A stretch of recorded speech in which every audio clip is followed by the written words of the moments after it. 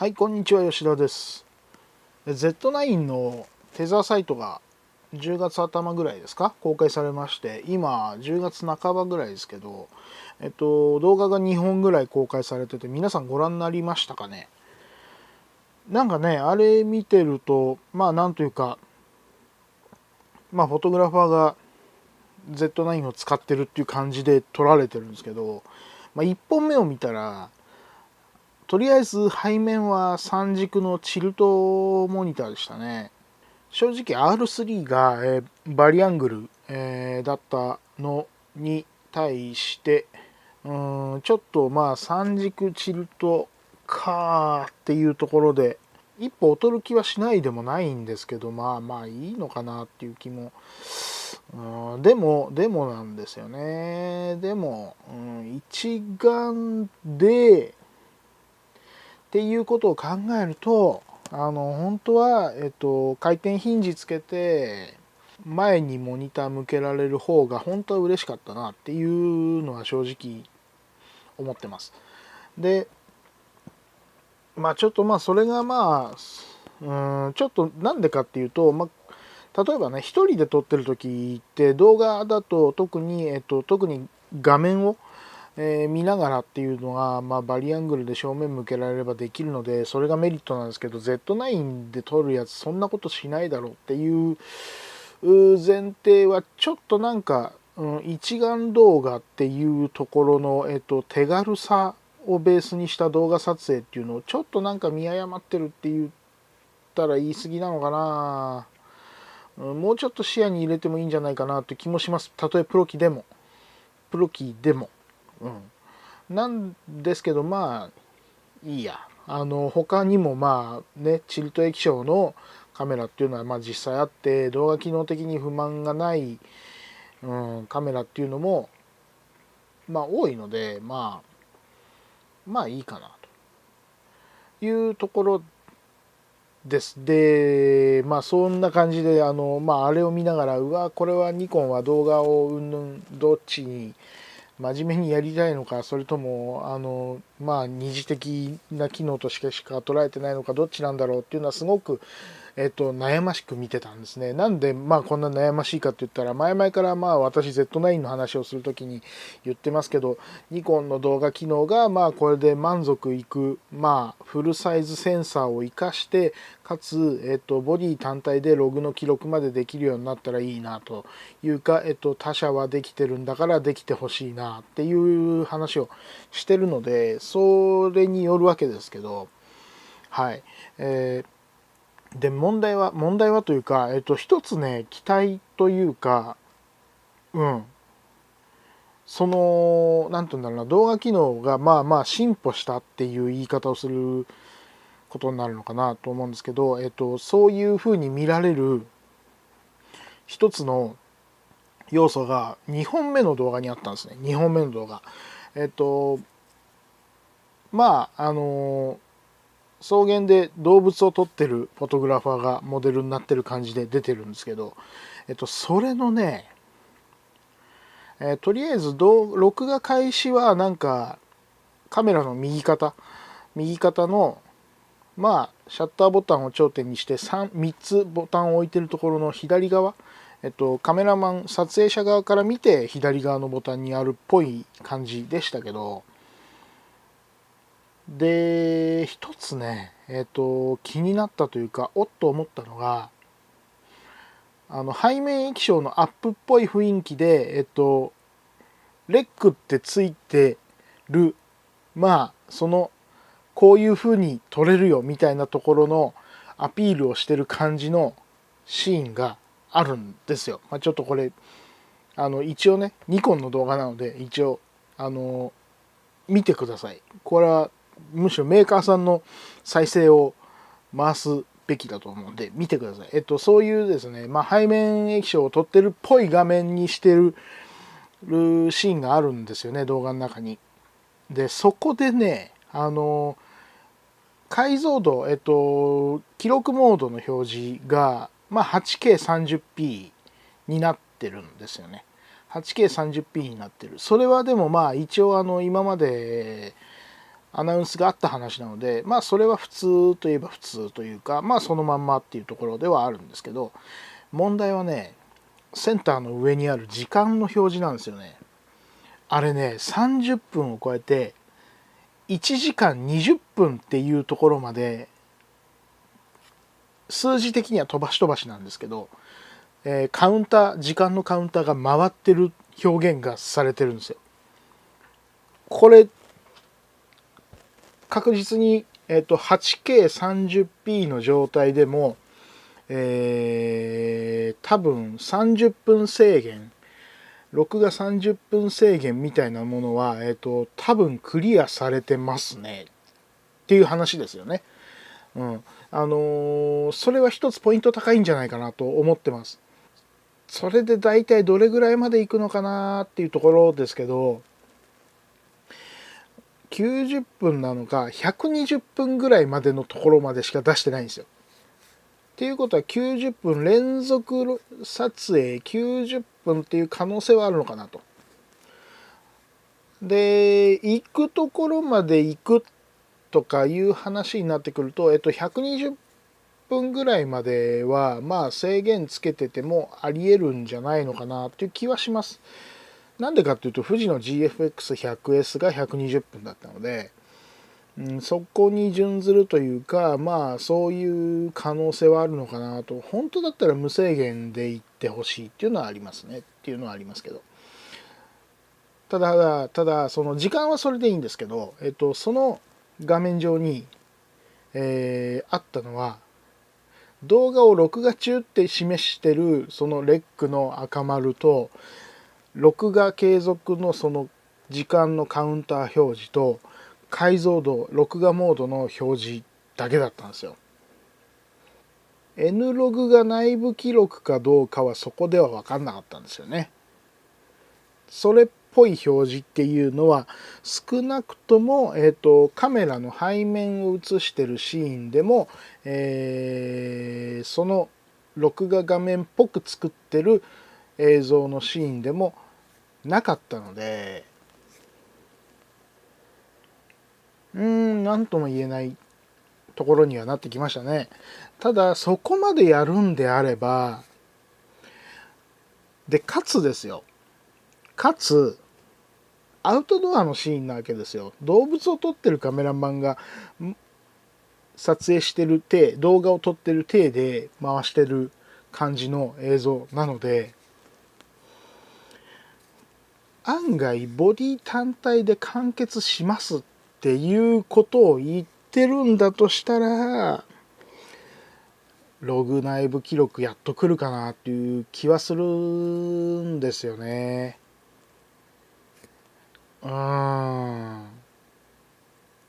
であってほしいなと思ってます。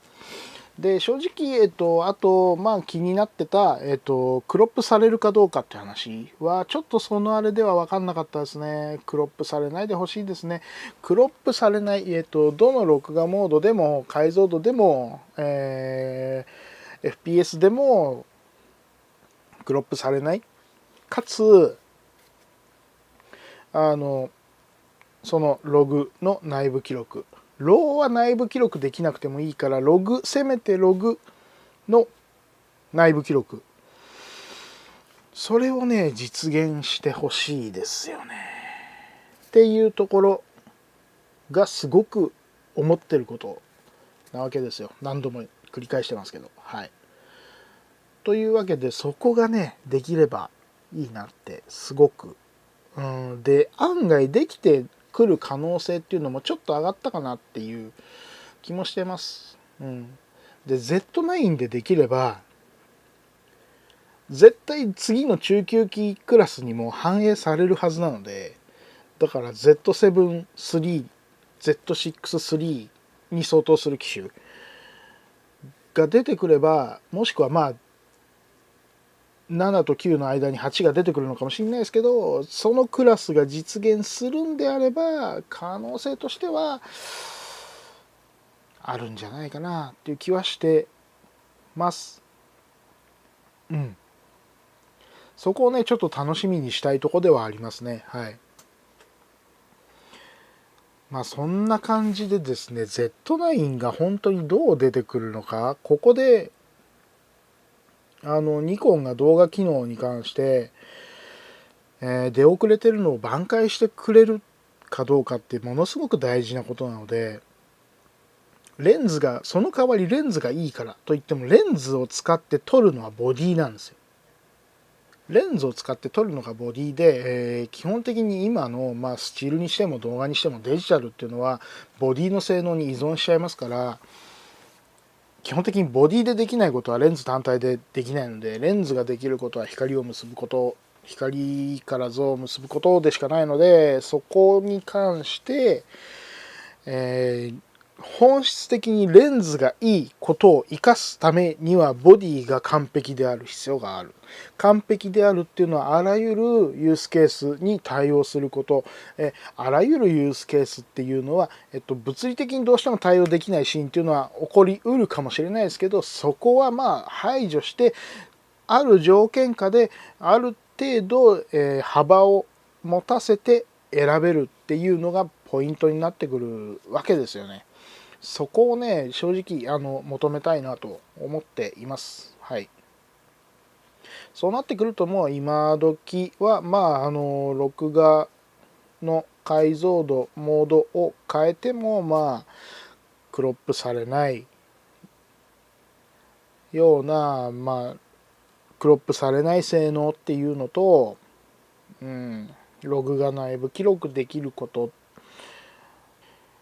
ログが内部記録された上で、かつ録画時間ができるだけ制約にならない範囲で長時間できることっていうようなところが本当は条件になってくると思うんですよね。今求められてるカメラとして、求められてるというか最低限持っててほしいカメラとして、で値段が高くなってくればくるほど、そういう要素っていうのは増えてくるかもしれないとは思ってます。で、ただその代わりっていう部分があって、機能ある方向性に特化している場合っていうところは、大なり小なり出てくるんじゃないのかな。その結果、動画はこの程度で落ち着いていますっていう可能性は、そういう言い方をするカメラは他にも出てくるだろうなとは思いますけど、 Z9 はそれが許されるカメラではないので、少なくともニコンが Z っていうものを立ち上げて、少なくとも動画も含めて、入っている状態で売ってるっていうところに関して言えば、Z9 は、動画は二次的な機能ですからとか、ある程度こういう条件で制約は出てもしょうがないんですよっていうエクスキューズが許されるカメラではないので、そこはちゃんとフォローしてほしいなと思ってます。はい。で正直言うとね、このカメラで動画を撮りたいって思う人はそんなにいないだろうっていうカメラもあるわけですよ。ただこのカメラでそんな思う人はいないだろうっていうのと、こんなカメラで動画が撮れる、こんなカメラが出たんだっていう風に、その今までスチールメインだと思ってたカメラで動画機能がちゃんとしたことで逆に目が向くっていうパターンと両方あり得るはずなので、機能的にできるには越したことないかなって思ってます。そういう意味で、案外ですね、そんな需要ないとか、そういう方向性のカメラではないとか、求められてるわけないって思ってたけど、案外作ってみたら、案外そういう用途で使ってるっていうケースはあったりもするもんなので、機能的にはどのカメラでもできるようになったらいいなっていうのはありますけどね。特に動画機能なんかはそうだと思いますよ。制作っていうことを考えると、写真と動画映像って全然違うんですけど、動画を例えばある程度時間軸を持った写真と思って捉えると、ちょっと回せるっていうことにすごく意味が出てくる。そういうような使い方っていうのもね、考えられると思うんで、本当はなしじゃないとは思います。はい。そんなわけでね、ちょっと Z9 がこれどうなるかなっていうところですけど、ぜひね、いい方に行っていただきたい。いい方に行っていただきたいっていうのはさっき言ったように、できないことがない状態にしてほしい。正直言ってできないことがないって言ったって、あんなこともできるとか、こんなこともできるなんていうことは、スチール機ベースでできるわけないじゃないか、みたいな話は、動画機と同じ、全く同じ、シネカメラにしろって言ってるわけじゃないんですよね。そうじゃなくて、一眼動画っていうアプローチ、少なくとも今までのスチールの一眼レフミラーレスカメラができるようになってきた、そういう動画に求めてる人のニーズは拾おうよっていうような意味合いですね。でそれで 8K が撮れて、多分ハイスピードも 4K120p が撮れるようになってるでしょうし、これがフルサイズってことはないと思うんですよね。クロップなしでログ内部記録30分制限撤廃ができるといいでしょう。そこまではせめてやってほしい。そこまでやらないと少なくとも2022年を迎えるカメラとしてスタートラインに立てないと思います。はい。というわけで、そんなところで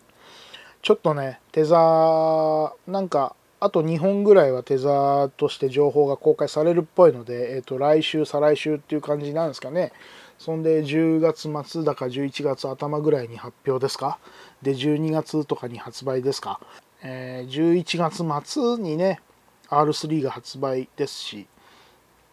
R3 もちょっとこの間キヤノンさんでちょっと触ってみましたけど、